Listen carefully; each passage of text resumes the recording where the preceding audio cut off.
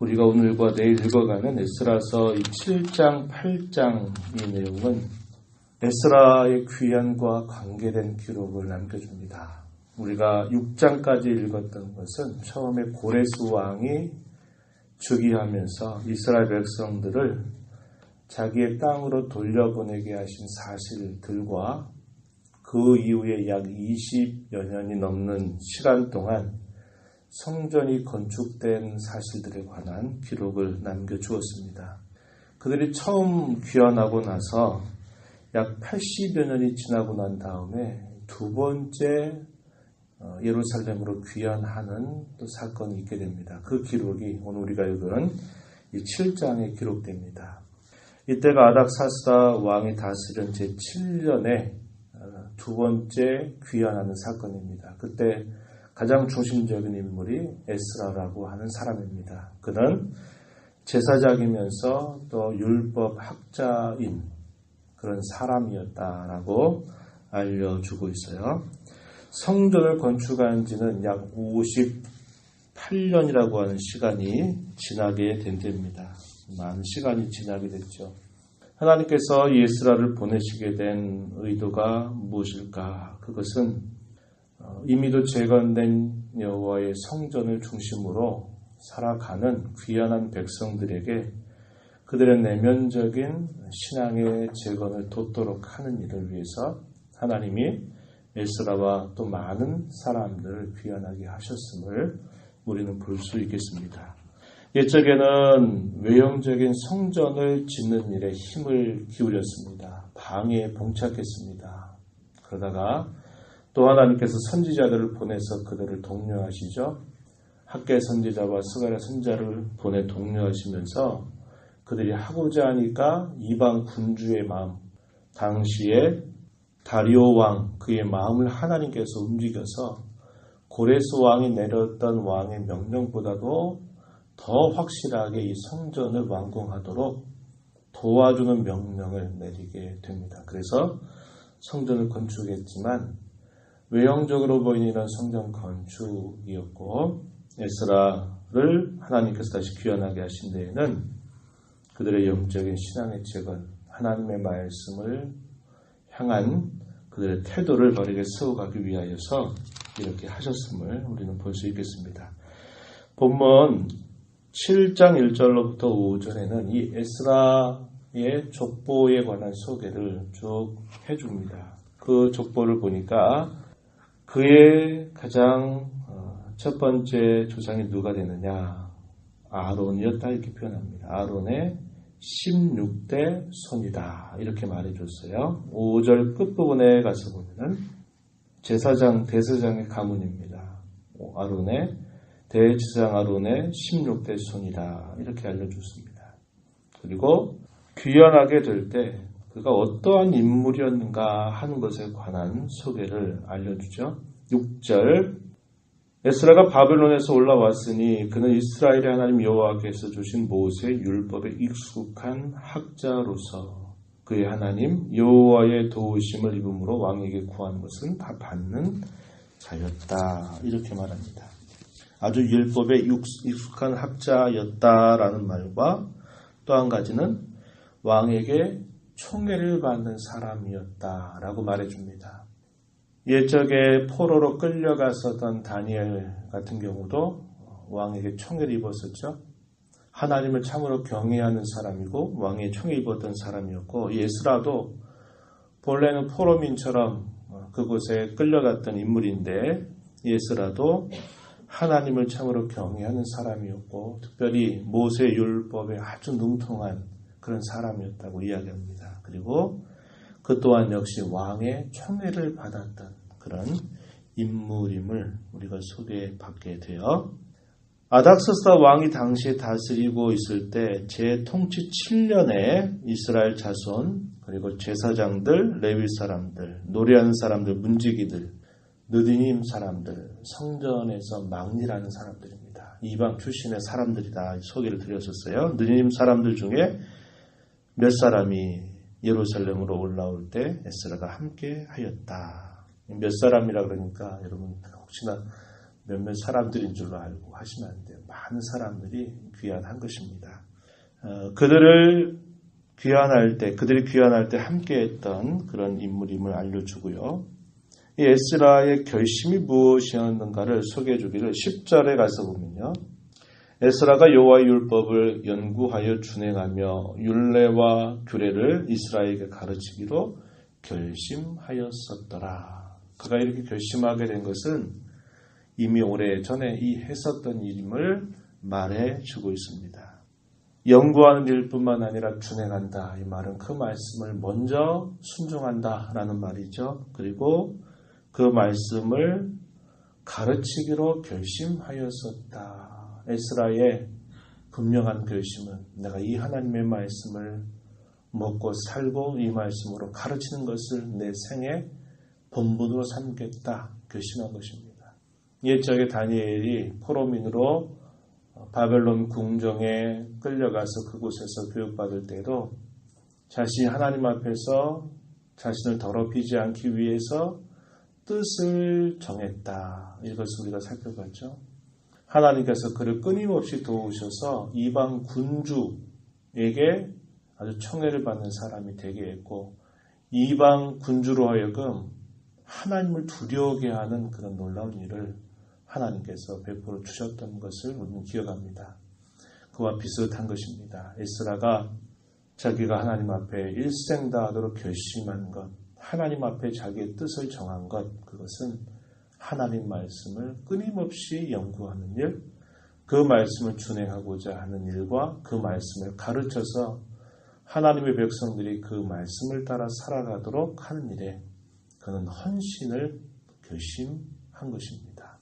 하나님께서 그러한 자들을 그대로 내버려 두지 않는다는 걸 우리는 알게 되죠. 그가 처음부터 이방 왕의 총애를 받는 사람이 되겠습니까? 아니었을 거예요. 이 아이가, 이 사람이 무슨 일을 하는지 항상 경계의 대상이었을 것입니다. 그러나 그가 하나님을 향해서 뜻을 정하고 그 하나님을 향한 그의 결심이 확고하고 왕 앞에서 거짓되지 아니하고 충성스러운 사람인 것을 보게 되므로 왕에게 아주 청애를 받고 인정받는 그런 사람이었다라는 것을 보죠. 이처럼 하나님을 경외하고 하나님을 진실하게 믿고자 하는 자에게 하나님은 형통하게 하시는 복을 분명히 주신다는 겁니다. 물론 순간순간 어려움을 당하고 또 많은 어려움들을 통과하면서 그렇게 된 일들이지만 그러나 시간이 흘러갈수록 하나님은 그를 높여주시는 것입니다. 그래서 왕의 총애를 얻게 하신 것이죠. 그가 돌아올 때에 아닥사스다 왕이 내렸던 조서의 내용이 소개됩니다. 11절부터 길게 26절까지 소개가 되는데요. 아닥사스다 왕이 명령을 내린 것입니다. 누구든지 돌아갈 뜻이 있는 자, 예루살렘으로 올라갈 뜻이 있는 자는 누구든지 다 에스라와 함께 올라가라 하는 그런 명령을 내립니다. 13절에 그렇게 표현했어요. 그리고 그에게 모든 권한들을 맡겨줍니다. 필요한 것이 무엇이든지 이야기하면 공급해 주겠다.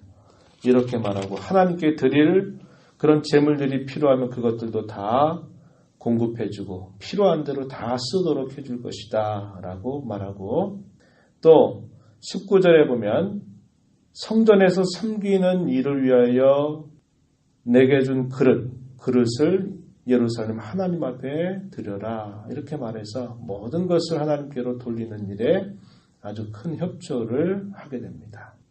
뿐만 아니라 이 아닥사스다 왕의 조서 가운데에는 에스라에게 뿐만 아니라 모든 창고지기에게도 명령을 내립니다. 그러면서 그 창고지기들을 향해서 내린 명령은 에스라가 원하는 것이 무엇이든지 다 그것을 신속하게 이행하라고 하는 명령을 줍니다. 21절에 이렇게 표현했어요. 에스라가 물은 너희에게 구하는 것을 신속히 시행하라 이렇게 말합니다. 그리고 또다시 이 에스라를 향해서 또 주는 그 이야기는 모든 권한을 임명할 수 있는 권한조차도 에스라에게 맡깁니다. 그래서 법관을 세우고 재판관을 내가 잘 세우되 하나님의 율법을 아는 자를 세우도록 하라는 겁니다. 그리고 그것을 어기고 그것을 준행하지 않는 자들에 대해서는 처분할 수 있는 권한조차도 이 에스라에게 내려주죠. 25절입니다. 에스라야 너는 내 손에 있는 내 하나님의 지혜를 따라 내 하나님의 율법을 아는 자를 법관, 재판관 삼아서 강 건너편 모든 백성을 재판하게 하라. 그중 알지 못하는 자는 너희가 가르치도록 해라.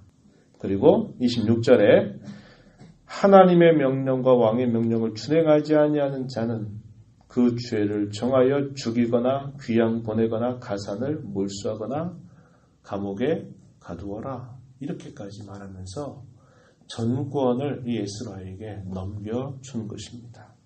그렇게 함으로 그가 많은 무리들을 이끌고 예루살렘으로 귀환하게 된 것이죠.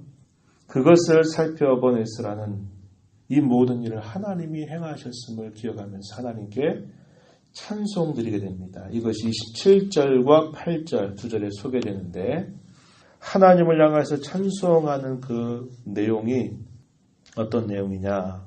하나님께서 왕의 마음에 예루살렘 여호와의 성전을 아름답게 할 뜻을 두신 것을 인해서 하나님 앞에 찬송을 드립니다.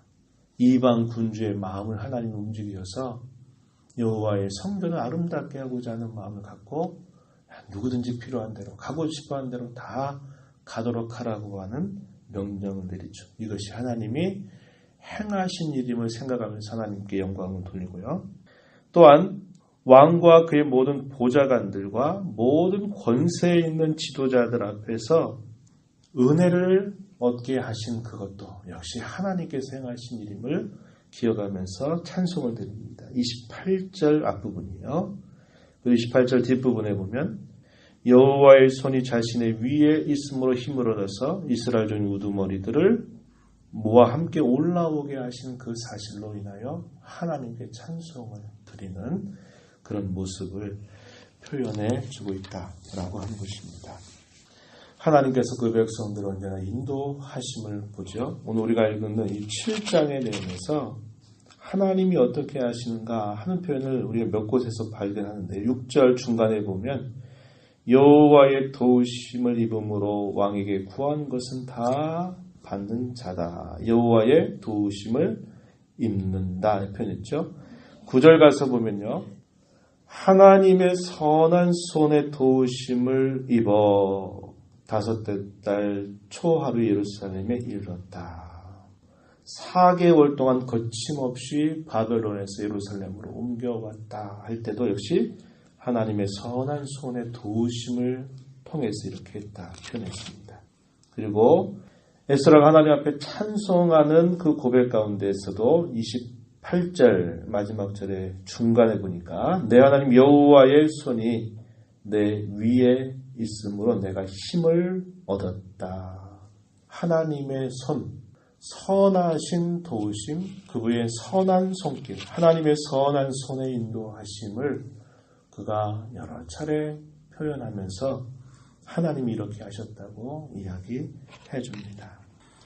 하나님의 이런 선한 인도하심과 함께 에스라의 하나님을 향한 순수한 결심, 그가 족보가 어떠한 것인가를 1절부터 5절에 소개하는 목적은 그가 이방 땅에 살면서도 자기의 정체성을 잃어버리지 않았다는 겁니다. 다시 말하면 하나님의 백성이라고 하는 것을 꿋꿋이 지켜냈다는 거예요.